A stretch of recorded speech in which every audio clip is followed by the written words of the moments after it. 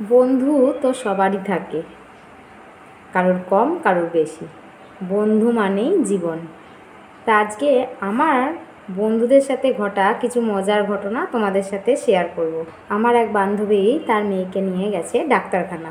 Doctor দেখিয়েছে, দেখিয়ে বাইরে বেরিয়ে চটি পরে তাড়াতাড়ি টোটোয় উঠে পড়েছে।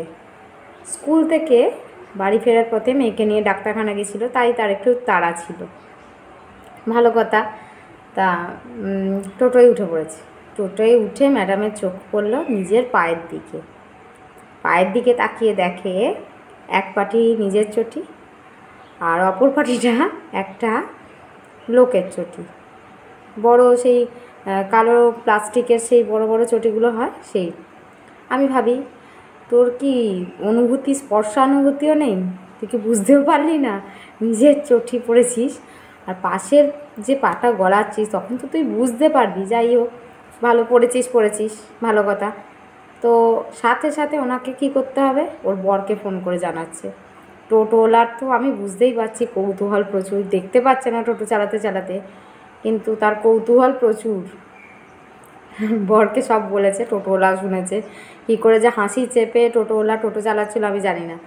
যাই হোক, নামার পর যখন ভাড়া দিচ্ছে টোটোওয়ালা আর মানে কী বলবো, নিজের ওই কৌতূহল চাপতে পারেনি, টোটো ওর পায়ের দিকে তাকিয়ে খুব হেসে ফেলেছে। যাই হোক, এবার ও পাড়ার রাস্তা দিয়ে হেঁটে যে কীভাবে বাড়ি গেছে আমি জানি না। নিজে তো পায়ের দিকে তাকায়নি, লোকে তাকিয়েছে অবশ্যই। তো শাশুড়ি দেখেও হাসছে, ভালো কথা। ভুল করলো নিজে। এইবার হয়রানি হলো ওর বর।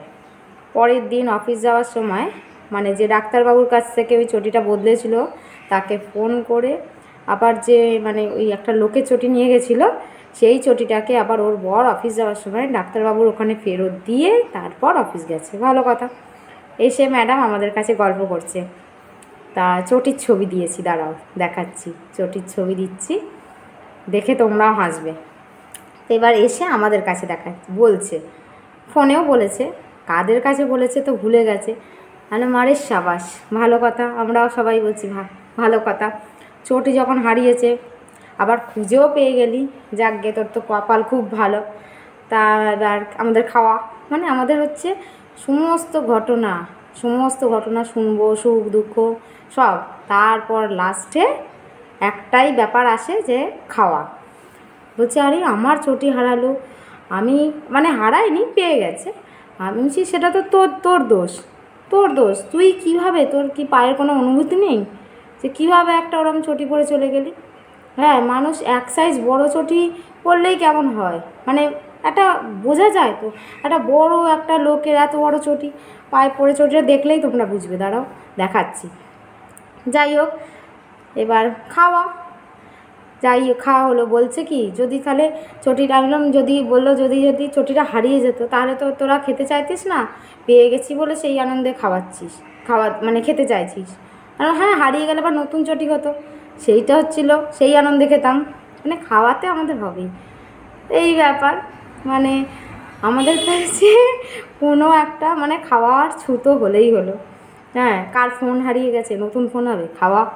ঠিক আছে, এই রকম চলতে থাকে। এই হচ্ছে আমার বন্ধুদের সাথে দুষ্টু মিষ্টি সম্পর্ক।